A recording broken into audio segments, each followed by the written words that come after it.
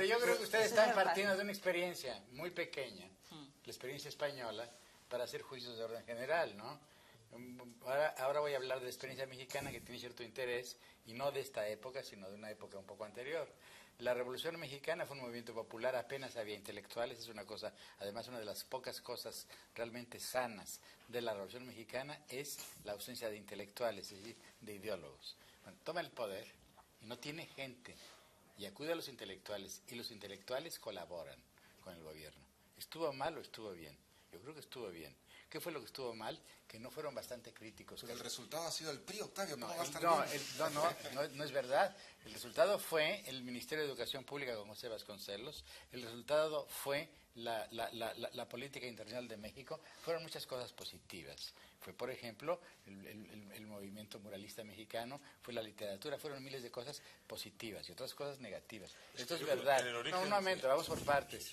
¿Cuál fue la falla de los intelectuales mexicanos? Haberse dejado adormecer e hipnotizar por el poder y convertirse en burócratas. Esto es verdad, pero no todos. Muchos en la historia de la cultura mexicana moderna hay muchos intelectuales que han sido víctimas del poder y que han dejado el poder. Pero si la intelectualidad mexicana hubiera resistido desde un principio, digamos, esa absorción, ¿tú crees que la evolución del PRI hubiera sido la misma? Si hubiera habido desde el principio una crítica a esa forma de autoritarismo. Hubiera sido muy difícil, pero yo creo que el éxito del PRI no se debe solamente a las abstenciones de los intelectuales mexicanos, aunque ellos tienen una responsabilidad fundamental. Esto es evidente, ¿no? No, pero yo creo en el caso del Perú, yo quisiera citar el caso del Perú, que es interesante. La dictadura militar del general Velasco, por primera vez en la historia del Perú, llamó a los intelectuales. Hay una diferencia enorme. No, ya lo sé, pero es un caso distinto. No puedes comparar a los gobiernos mexicanos. No estaba hablando de los gobiernos mexicanos de los años 20 y 30. Son distintos en todo, pero por lo menos se parecen en esto, en que los militares, al igual que el PRI, llamó a los intelectuales.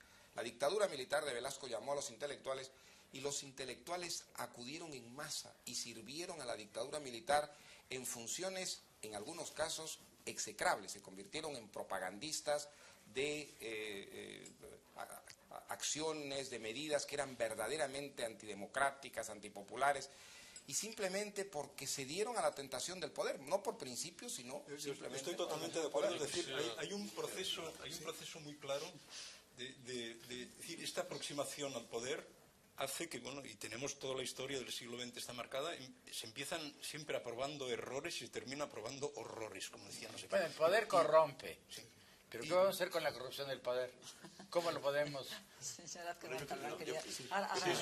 quisiera decir que hay un fatalismo en la necesidad de compromisos intelectuales derivado de algo tan elemental y casi me da rubor decirlo, que es la división del trabajo. Es decir, llega un momento en que hay señores que se dedican 24 horas del día a saber cosas y otros señores que se dedican 24 horas del día, o no tantas quizá ahora, que existe la jornada limitada, a poner tornillos. Entonces, claro, estos señores que saben cosas son convocados para que presten este saber a alguien. Entonces, cuando se producen los procesos revolucionarios, las revoluciones necesitan algo que se ha llamado intelectuales orgánicos, pero eso es casi la excepción de la regla, porque los intelectuales siempre han prestado ese saber a la derecha, han prestado ese saber a la reacción. Entonces llega ese momento en que es inevitable que los intelectuales colaboren con el proceso revolucionario. En ese momento aplican su saber y su propio complejo de culpa. Aplican lo que saben, que lo pueden prestar más o menos bien, pero también esa carga de conciencia de que vienen de otro sector social, de otra clase social, y que han de pedir perdón por haber nacido. Y de ahí se derivan muchísimos errores. Pero evidentemente, en un momento determinado, en un momento en que los sectores emergentes necesitan ocupar poder y que están desposeídos del lenguaje, desposeídos del saber, necesitan el concurso de los intelectuales. El uso que hagan de eso es otra cuestión. Yo pienso que no se puede establecer ninguna regla general, no se puede decir, basta con no ser miembro de un partido político para que el intelectual ejerza una función crítica, independiente y autónoma. Se puede ser perfectamente compañero de viaje, lo hemos visto en la historia 1000 veces, y no miembro de un partido político, y ser más enajenado y más alienado con el intelectual militante. Yo creo que no es fácil decir, no basta decir eso.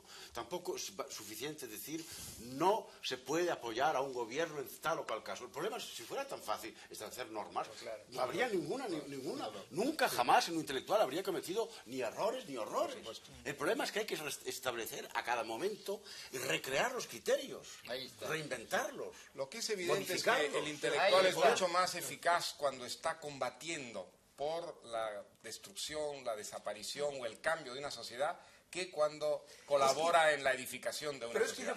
Allí el intelectual entra en... Vas a reclutar. Anarquismo puro, ¿no? Destruir es construir. Digo que es un drama, creo que es un drama, pero es un hecho. Si nosotros vemos lo que pasa hoy día en los países del este, por ejemplo, los intelectuales pues cumplen una función que es muy clara, muy evidente y indudablemente muy positiva.